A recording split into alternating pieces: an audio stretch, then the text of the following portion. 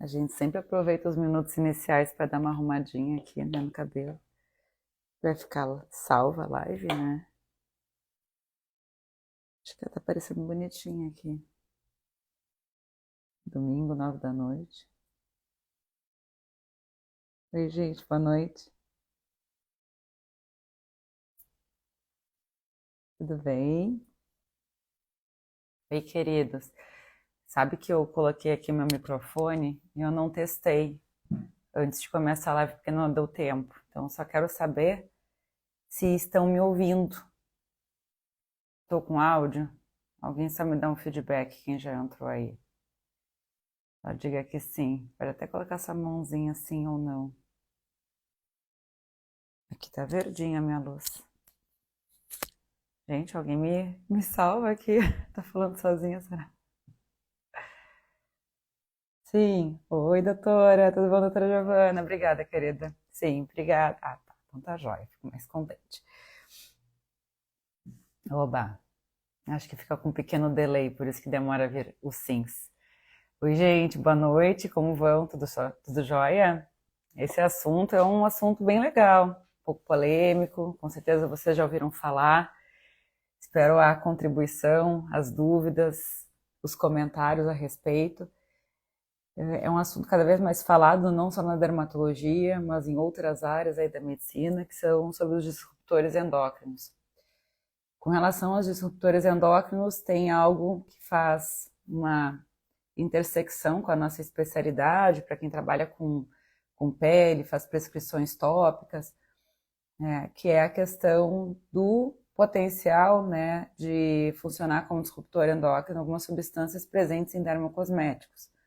Quando a gente vai pesquisar sobre disruptores endócrinos, logo ele começa a falar, são substâncias que podem interferir com o sistema endócrino ou funcionando como um bloqueador de receptores endócrinos ou mimetizando, né, efeitos endócrinos, e por essa razão podem causar aí efeitos deletérios na reprodução humana, até uma predisposição a determinados cânceres, até, né, efeitos, enfim, de contribuir para o surgimento de doenças crônicas, como diabetes, etc. E dá o exemplo logo das substâncias que têm o potencial disruptor endócrino. Então fala lá de substâncias presentes em plásticos, né, em materiais de industriais, em alimentos e em cosméticos. Logo ele bate assim, a gente fala cosméticos. E isso, né, gera um certo pânico para quem lê pela primeira vez e para os nossos pacientes. E para nós, isso é de extrema importância, porque nós somos prescritores de dermocosméticos e os pacientes também, como têm acesso à informação, ficam extremamente agoniados, querendo saber se realmente, né, eles podem estar aplicando algo na pele que possa causar um mal para a sua saúde, né? Afinal de contas, né, a gente está falando aí de câncer, de sistema reprodutivo, isso é extremamente importante. Então, o que tem de fato relacionado aos dermocosméticos e os disruptores endócrinos? É isso que a gente vai desvendar hoje aqui nessa live. Te convido então a ficar comigo até o final, tem bastante informação legal. Se você é médico, é prescritor, trabalha com dermocosméticos ou até simplesmente faz uso de dermocosméticos, tem interesse que essa live vai ser importante. A gente sabe que dermocosméticos hoje em dia não é só um item de beleza, como o nome diz assim, cosmético, parece algo assim, maquiagem, que maquia. Não, a gente sabe que dermocosméticos hoje em dia são medicamentos, são tratamentos que a gente usa em diversas situações de pele, tanto para um anti-aging, um anti-envelhecimento, para preservar a saúde, a qualidade da pele, mas também para que servem como adjuvante a diversas doenças na dermatologia, seja fotodano, envelhecimento da pele, câncer de pele, rosácea, acne, enfim, melasma, doenças pigmentares várias. Então, assim, a gente tem aí, né, um recurso que está dentro da nossa prescrição. Então, dermocosmético é uma arma do médico, né, faz parte da nossa prescrição. Então, se você trabalha com dermocosméticos, você deve conhecer sobre esse assunto, tá? Né, isso te gera autoridade, você se torna referência para os seus pacientes. Se você demonstra que tem esse conhecimento, mais pessoas te procuram, se sentem confiantes na tua informação, também, né, isso se extrapola, essa confiança se extrapola para outras situações. Confio no teu tratamento, vão confiar nos medicamentos que você indicar, nos tratamentos, nos procedimentos que você indicar.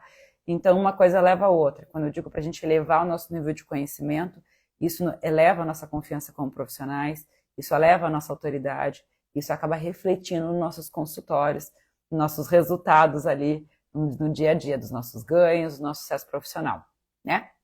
Então, vamos lá conhecer mais sobre esse assunto. Bom, então, como eu comentei, disruptores endócrinos são uma série de substâncias que têm esse potencial de afetar o sistema endócrino, imitando ou bloqueando receptores endócrinos e aí afetando processos biológicos do nosso corpo. Começou, né, se falar muito sobre disruptores endócrinos, principalmente nessa frente que se chama de Clean Beauty, né, que são entusiastas, pessoas entusiastas da beleza limpa, sem substâncias que possam agredir o nosso corpo. E aí, eu acredito que de um sistema de alerta, né, de uma preocupação, surgiram informações que são verdades e informações que são alarmistas. E é interessante você saber isso, porque tem coisas que são mais alarme, mais alarde de fazer bagunça, o pessoal às vezes exagera, extrapola as informações, e tem coisas que têm o seu fundamento, sim, e você deve conhecer, tá? Então, com relação a esses problemas, né, essas conexões com o sistema endócrino, isso pode ter o potencial, não digo que causa, mas o potencial de poder afetar o sistema reprodutivo, né, o desenvolvimento fetal e infantil, né, por isso a gente fala com relação a esses produtos para gestantes e possíveis ligações com cânceres. Bom, falando de uma primeira substância que pode estar presente em dermocosméticos e outros locais, são os fitalatos. O primeiro assunto que eu quero abordar hoje. Os fitalatos, eles são encontrados também na literatura com a sigla BBP. BBP. Tá? São muito falados atualmente. E que substâncias são essas? São substâncias que são usadas em materiais plásticos para deixar o plástico mais maleável. Então, tem diversos recipientes aí do nosso dia a dia que contêm sim fitalatos. A saber, né, os recipientes plásticos, quando eles são fabricados, eles têm embaixo um triângulo que tem um número dentro desse triângulo. E essa numeração vai de 1 a 7. Quando você encontra a numeração 1, 3 e 6, que corresponde a PET, PVC e poliestireno, que é o PS, eles contêm fitalatos. Então, você pode até fazer um teste de curiosidade, quiser olhar em algum produto na sua casa, vira ali a embalagenzinha plástica e você vai encontrar essa numeração. Então, se você encontrar a numeração 1, 3 e 6, é possível que contenham fitalatos ali. Bom, mas a princípio, né, os fitalatos eles estão contidos nas embalagens e não dentro do produto, tá? Mas existe toda uma questão de que esses plásticos, esses materiais, quando aquecidos, eles poderiam liberar esses fitalatos para o produto que está ali, né, armazenado. E é por essa razão até, inclusive, que a gente encontra na internet algumas pessoas fazendo a recomendação de deixar uma garrafinha de água dentro do carro, aquecendo, não tomar, porque pode ser liberado fitalatos para dentro dessa água. Materiais, produtos que têm uma conservação duvidosa, dúbia, com relação a aquecimento, então não ingerir, não tomar café em copo plástico. Essas orientações vêm disso, tá? Pela potencial liberação do fitalato da embalagem para dentro do produto que está contido ali dentro daquela embalagem. E aí o mesmo se extrapola para os dermocosméticos, porque eles são armazenados, muitos deles, em embalagens desse tipo. E aí a pessoa, né, ela pode, né, entrar em contato, então, com a substância ali, se for mal conservado, enfim, houver potencial liberação para dentro dos dermocosméticos. Então, produtos em creme, shampoos, condicionadores, sprays, enfim, né, tudo é, hoje em dia, armazenado em recipiente plástico. Então, todos teriam potencial de ter fitalatos ali. Mas espera aí, né, esses fitalatos, qual é, né, o potencial de toxicidade dele, né, e o que a gente tem de estudos revelando sobre isso? Bom, a gente sabe que Os fitalatos, né, eles não, eles têm, né, esse potencial de funcionar como disruptores endócrinos. A maior parte dos estudos vem com relação a isso, com relação à interação com receptores tireoidianos e hormônios sexuais.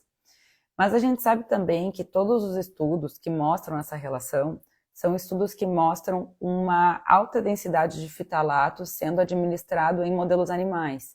Então a gente vê aí, não são ratinhos, são modelos animais, em que né, os bichinhos estudados são expostos a altas cargas de fitalatos, e aí mostra assim, esse impacto com o sistema reprodutivo.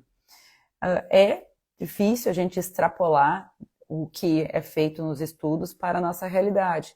Afinal de contas, a quantidade de fitalatos que se entra em contato, ele é muito pequena perto do que é usado em estudos.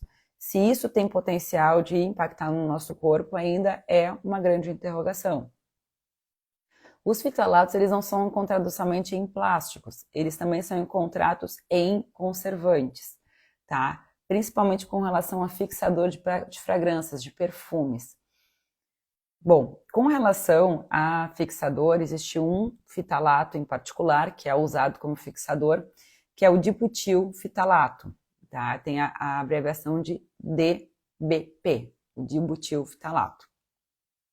Esse fixador, ele é limitado, por exemplo, nas agências regulatórias, na Europa, por exemplo, já baniu o uso do dibutilfitalato em dermocosméticos por esse potencial de funcionar como disruptor endócrino. E em outros países, como por exemplo no Brasil, ele limita a concentração do dibutilfitalato em produtos dermocosméticos a 1%. É raro a gente encontrar hoje em dia o DBP, em dermocosméticos, porque existem outros fixadores.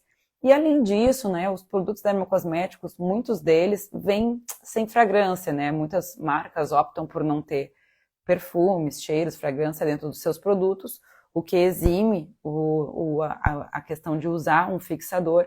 E aí a gente vê cada vez menos, né, o potencial de ter fitalatos em dermocosméticos. Mas ainda assim é raro.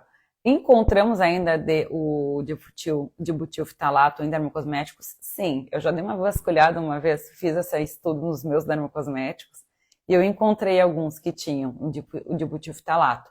Tá, mas nem por isso precisa ter pânico, né? Porque a gente sabe que a questão de absorção transepidérmica é segura, tá? Não tem absorção transepidérmica, que precisaria haver ingestão desse produto, que teria que ter né, aplicado sobre uma pele não íntegra. Então, ainda que tenha esse potencial disruptor endócrino, eu acredito que a gente tenha que, né, também botar isso na medida correta. E sempre quando os autores discutem sobre fitalatos em dermocosméticos, os autores sempre batem na tecla de que existe o potencial de a gente entrar em contato... Você não tem nenhum contato chamado Latos. Você quer... O Siri do meu computador começou a falar sozinho aqui. Calma, quietinho aqui. Você não tem nenhum contato chamado computador. Tá, Siri, se liga.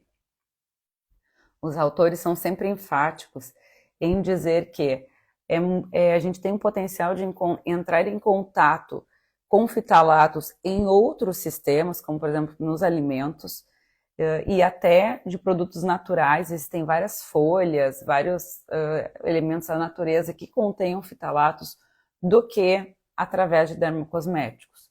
Mas sim, existem estudos mostrando essa correlação, o dibutilfitalato é um deles, tem dermocosméticos, então assim, tem sim uma ligação.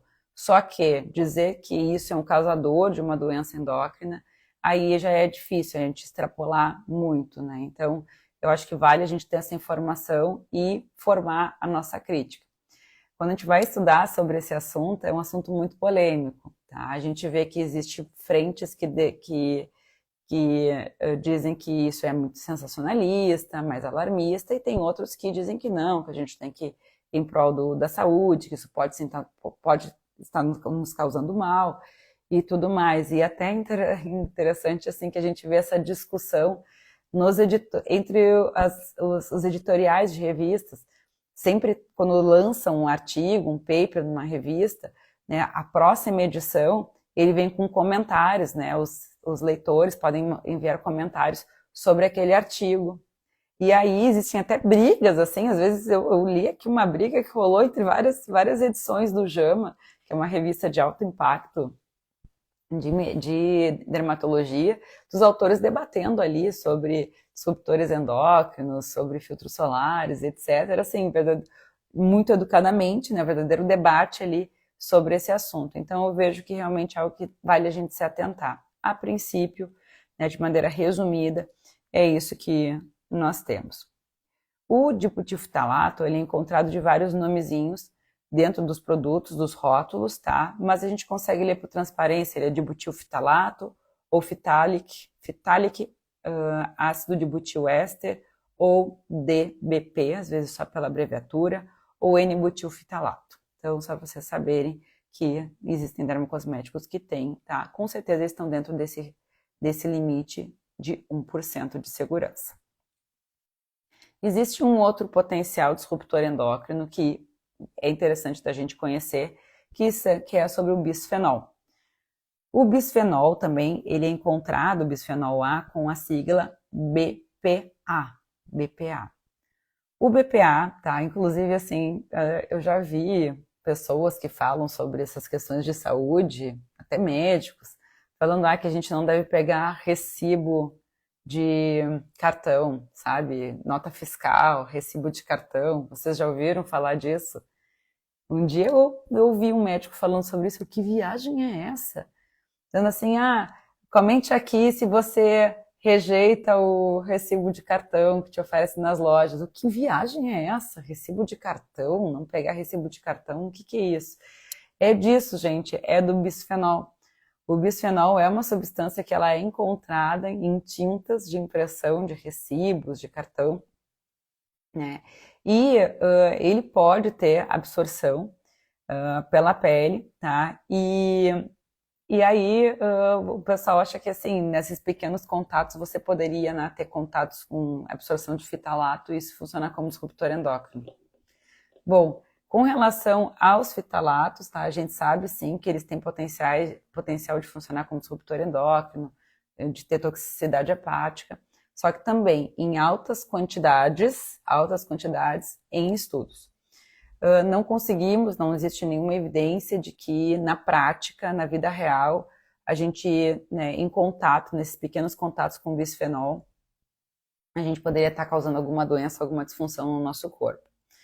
Com relação à dermatologia, não é com relação a pegar recibo, não. É com relação ao fato de que o bisfenol, ele é usado como fixadores de perfume.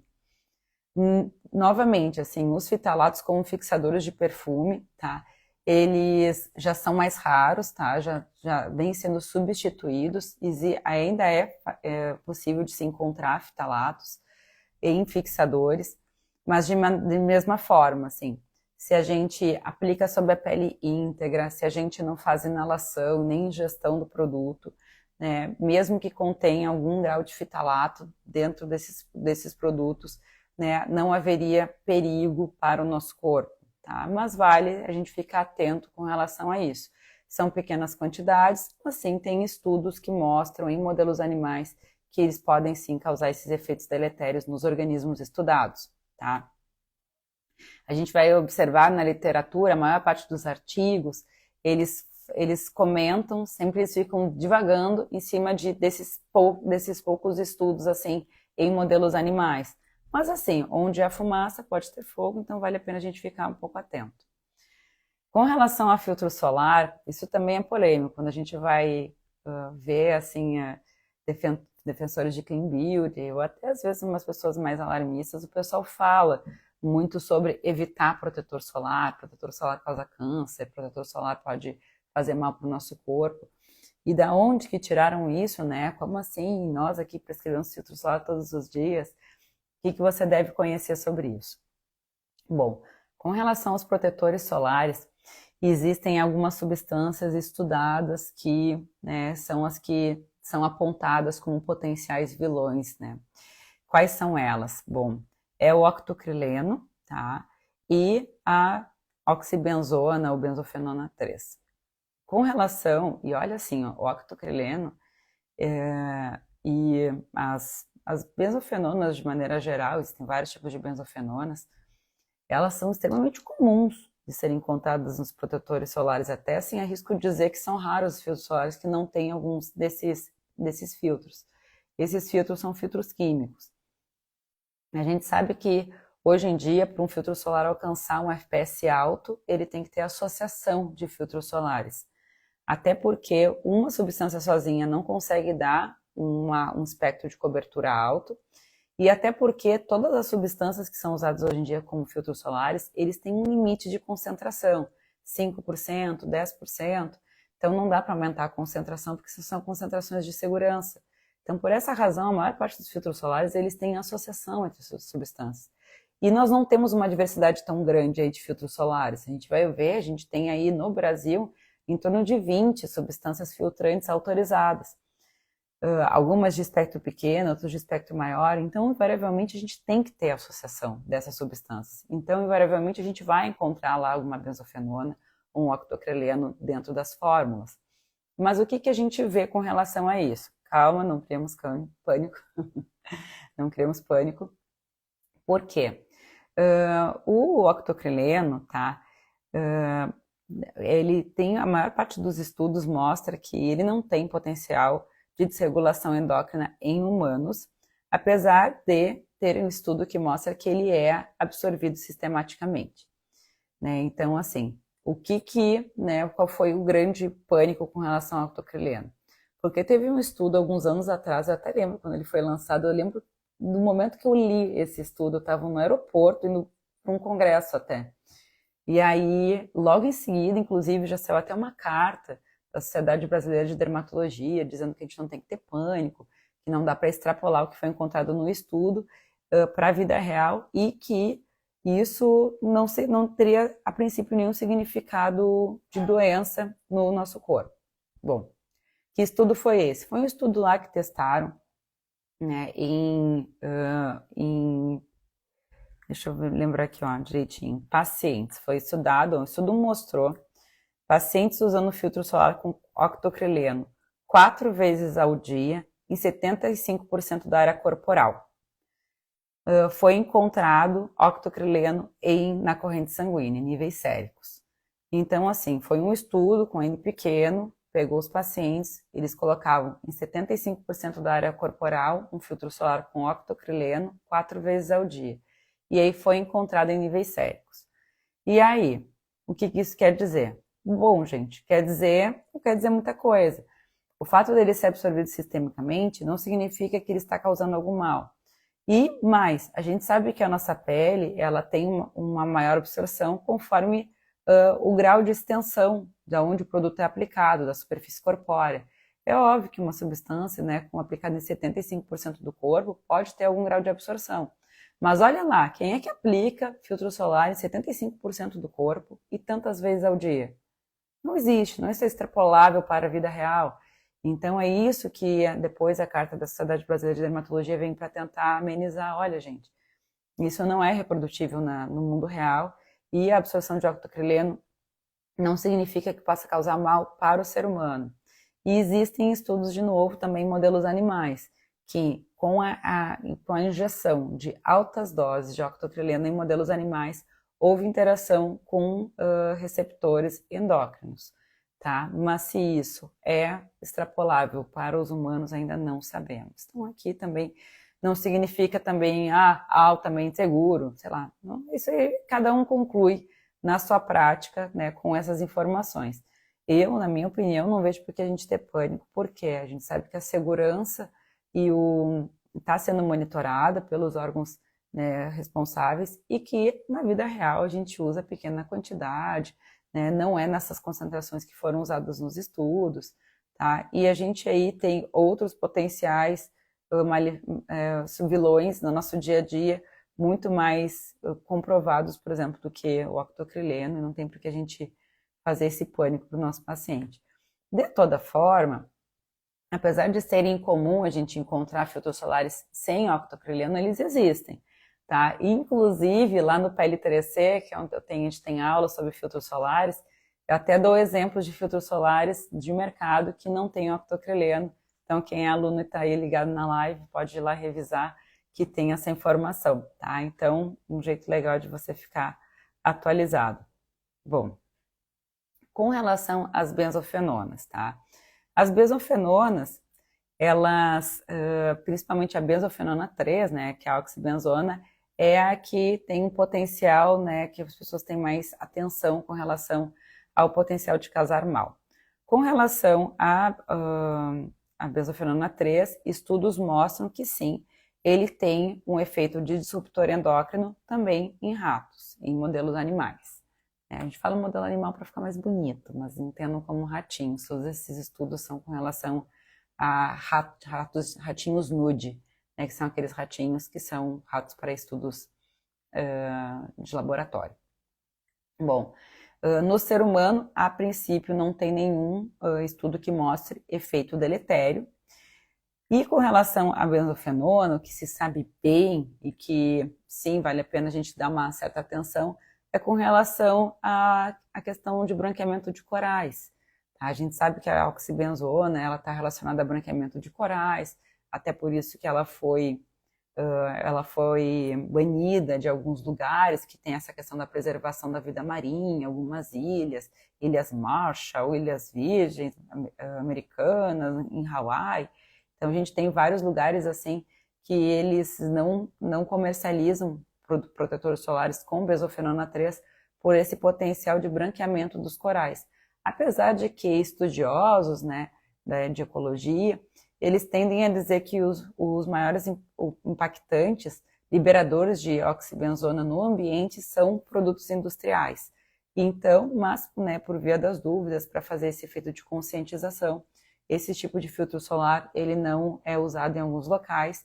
Aqui no Brasil, a gente tem filtros solares com oxibenzona, mas existem alguns que não têm, né, alguns vários, cada vez mais até, e que tem, inclusive, aquele selinho de Ocean Friendly ou Ocean Respect, né, que são, né, ou Eco Friendly, que são selos dizendo que não tem ali nenhuma substância que tem potencial de agressão ao meio ambiente. Se refere a isso. Então, os filtros solares que têm esse selo são filtros que não têm oxibenzona. Então, com relação à oxibenzona, a mesma questão.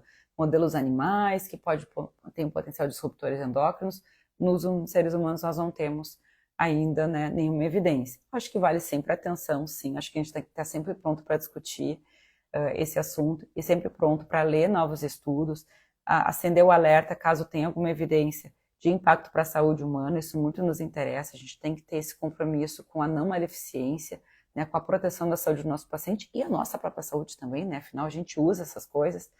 Então, acho que vale a pena ter atenção. Mas também tenho certeza que não vale a pena a gente ter pânico e espalhar um pânico desnecessário por aí, né? Sempre informar, né, de uma maneira prudente, cautelosa, mostrando os estudos e o que a gente tem aí de evidência científica, né? Não ficar só no disse que me disse, a blogueira me disse, eu ouvi falar sobre isso, sobre aquilo, etc.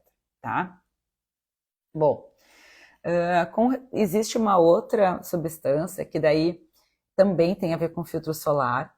Aí, no caso, não é com relação a disruptores endócrinos, mas acho que vale a pena a gente discutir, tá? Porque fala sobre saúde, que é com relação a metais pesados, tá? E aí a gente tem um exemplo do titânio, que é um metal pesado. Nos filtros solares, a gente encontra o titânio na forma de dióxido de titânio nos filtros minerais. Então, nós temos sim aí um metal, né, na forma de dióxido de titânio que é encontrado nos protetores solares. Bom, qual foi a grande preocupação com relação ao dióxido de titânio? Por que ele veio aí a ser mencionado nos holofotes do Clean Beauty? Por quê? Na Europa, né, o dióxido de titânio ele foi banido por completo, mas aonde? Em produtos alimentícios, tá? Na indústria alimentícia, porque o dióxido de titânio ele é utilizado para branquear alimentos. Branquear alimentos, então ele é usado, né? Então, parece que eu li assim sobre pasta de dente, né, também, produtos de higiene, leite, derivados, então ele é um artifício usado para branquear alimentos. E aí sim, a gente ingerindo o dióxido de titânio, né, o titânio, ele tem uma excreção limitada, ele tem a tendência a um efeito acumulativo, poderia estar relacionada a doenças neurodegenerativas, né, até potenciais cânceres, efeitos de toxicidade no organismo. E aí o pessoal, né, pensou assim, ó, dióxido de titânio banido, pode fazer mal para o corpo. Então, se está no protetor solar, é vilão também. Mas aí, né, depois vieram estudos que mostraram que o dióxido de titânio ele não tem capacidade de permear através da epiderme, ele fica apenas contido, restrito à epiderme, ele não alcança nem a derme, onde tem os vasos sanguíneos e o potencial, o efeito de absorção. Depois vem uma preocupação com relação ao dióxido de titânio micronizado, em nano, né? A gente tem filtros solares em versão nano, para deixar uma cosmética mais agradável. E daí o pessoal pensou, olha, uma molécula menor ainda. Então, será que agora ele permeia? Também tem estudos que mostram que mesmo em micropartículas, em microesferas, ele não tem permeação. Então, o dióxido de titânio, ele é, né, seguro, não tem essa questão de permeação transepidérmica, então não tem por que ter pânico de um filtro mineral. E aí os filtros minerais são muito interessantes até pelo fato deles não permearem, né? Eles fazem um bloqueio, a radiação ultravioleta, tem a tendência de serem menos alergênicos, interessantes para pessoas de pele sensível e tudo mais. Então aí não tem também por que a gente ter pânico, porque o dióxido de titânio na pele íntegra, ele é seguro. Eu sempre comento de uma maneira, né, brincando, mas acho que vale a pena. Não vamos comer protetor solar, né, gente? Então, assim, só acho que vale esse recado. Mas assim, brincadeiras ou não, vale a pena até a gente pensar com relação a isso por causa de crianças, tá? Das crianças para não ingerirem filtro solar, né? Geralmente filtros infantis que são minerais são com zinco, tá, gente? Que não teria essa problemática. E não com titânio, tá? Mas um protetor com titânio aí, você vai cuidar com relação à ingestão, né? Então, isso sim. Mas os produtos alimentares, ele foi retirado. E, enfim, né, tem esse efeito. É interessante que você saiba sobre esses potenciais efeitos. Bom, tem um outro polêmico, tá? Que ele é bem encontrado aqui no dermocosméticos, bem comum, tá? Bem comum, que é o fenoxetanol. Não sei se já ouviram falar, né? O fenoxetanol, ele é um conservante. Ele é um conservante bem comum, é barato, é um item polêmico também. Mas assim, ó, ele é comprovadamente seguro, tá? Em concentrações até 1%, de acordo com o FDA, de acordo com a Europa, as agências da Europa. E o Brasil, a Anvisa, ela é meio mitona da FDA, né? Então aqui eles também têm essa mesma recomendação de uso seguro em concentrações até 1%, tá? Mas por que o fenoxetanol é um potencial vilão? Bom, o fenoxetanol, em modelos animais, também lá os ratinhos, nude, ele mostrou toxicidade quando usado em doses 200 vezes maior do que temos nos produtos, tá? Então, assim, a questão de toxicidade tem a ver com toxicidade hepática, não tem a ver com o fato de ser... tem interação endocrinológica também, mas é mais com relação à toxicidade. Mas, novamente, né, então tem uma concentração muito baixa nos dermocosméticos, até 1%, que é comprovadamente seguro, e os estudos mostraram essa toxicidade em modelos animais em aplicações 200 vezes maiores. Aqui, né, de maneira geral, até a gente encontra, né, recomendações por experts, por pediatras, de evitar esses produtos em crianças. Então, geralmente, produtos de linhas infantis não tem fenoxetanol na composição, tá? Até porque, né, o fenoxetanol, a criança, ela é mais comum a criança levar objetos à boca, produtos à boca, né, manipular, então, né, botar a mão na boca, enfim, aí, então, por essa questão, né, para a situação, o fenoxetanol não é recomendado em produtos infantis, né, os pediatras contraindicam produtos com fenoxetanol, tá? Então, vale a pena você dar uma olhada, assim, em produtos que você vai recomendar, por exemplo, para público infantil, que não contenha, por exemplo, fenoxetanol, tá? Outra questão que eu acho que vale a pena a gente comentar é o seguinte: o fenoxetanol, né, em concentrações até 1%, não tem qualquer indício de absorção, de malefício, só que a gente sabe também que quando a gente aumenta a concentração de algum produto ou aumenta a espalhabilidade nele, né, a distribuição dele, pode haver uma absorção maior. Aí vale a pena a gente pensar naquela questão de skincare em 1000 etapas, né? Então o paciente passa ali 1000 produtos, 1000 camadas, um creme, 2 cremes, 3 cremes, 20 cremes, Bom, aí se todos eles contiverem o fenoxetanol, há um potencial ali, né, de uma maior absorção. Que isso vai fazer mal ou não, a gente não sabe, não conseguimos extrapolar, mas só para dizer que o fenoxetanol é um potencial, uma substância ali que está enumerada, como estamos de olho em você, vamos estudar um pouco mais, tá? A princípio ele é usado ainda assim em níveis seguros. Bom, com relação, tem um agora que é super polêmico, né, que é super falado, que é o parabenos, parabenos. Os parabenos também, né, é muito comum a gente encontrar produtos com rótulos sem parabenos, né, então, como se fosse algo bom e seguro, né, e que como se fosse desse uma vantagem mais às substâncias. Bom, com relação aos parabenos, o que a gente sabe? Existem vários subtipos de parabenos, tá? Existem parabenos, são chamados parabenos de cadeia longa. Esses parabenos, eles são, sim, usados principalmente como conservantes. A gente sabe que os parabenos eles têm efeito antisséptico, né? E por isso estabilizam a fórmula, evitam a contaminação, a proliferação de bactérias e germes dentro dos produtos. E aí, ao final, os parabenos são substâncias muito baratas, amplamente utilizadas, mas existem os parabenos de cadeia longa que foram banidos na Europa um tempo atrás pelo potencial, né, de absorção. E por quê? E não porque eles têm algo mal, mas porque não foi apresentado pela indústria nenhum estudo de segurança com relação a esses parabenos de cadeia longa. E aí por essa razão que eles foram banidos. Aí as pessoas ficam, meu Deus, eles foram banidos. E agora, foram banidos porque fazem mal?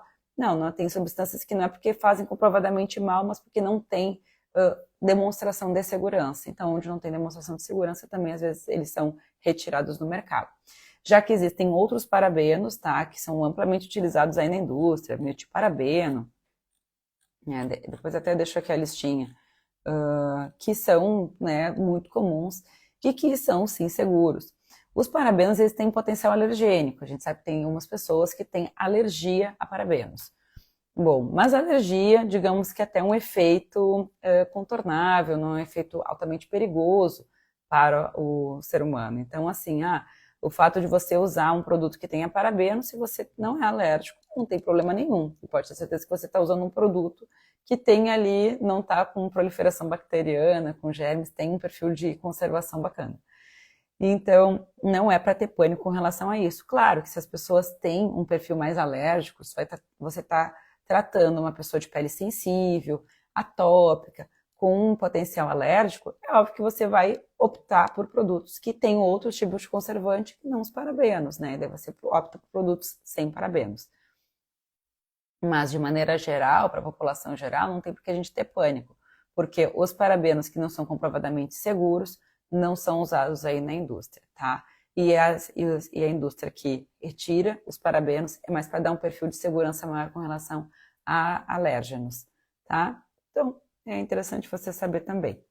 Eu acho que é muito legal a gente ter a gente tá ligado, né? A gente ficar atento, tá atualizado com relação a esse assunto do clean beauty, da beleza limpa, da beleza segura. Isso é extremamente importante, né? Isso te traz autoridade, mostra que você é uma pessoa atualizada, uma pessoa preocupada. Mas é interessante também você ter as informações concretas, você tirar suas conclusões, você entender quais são as substâncias para conseguir traduzir isso para a sua prática, para o seu paciente, né? Nas informações das suas mídias, etc. Então, são essas substâncias que são as mais comentadas, não são todas, não teria tempo de falar aqui sobre todas. Essas são algumas informações sobre elas. A gente tem informações sobre esse assunto de maneira mais aprofundada lá na plataforma do PL3C. Para quem não sabe, existe uma plataforma de ensino só voltada para essa área de dermocosméticos, de terapia tópica, de anti-aging, de adjuvância para tratamento de várias doenças de pele, que se chama PL3C, uma plataforma que eu idealizei, em que tem diversas aulas, inclusive comentando sobre isso. Afinal de contas, isso é um mundo muito amplo, e se você é um expert nessa área, isso realmente te torna uma referência hoje em dia, porque não são todas as pessoas que dominam esse assunto, tá? Então é um convite aí também para quem se interessa de saber um pouco mais.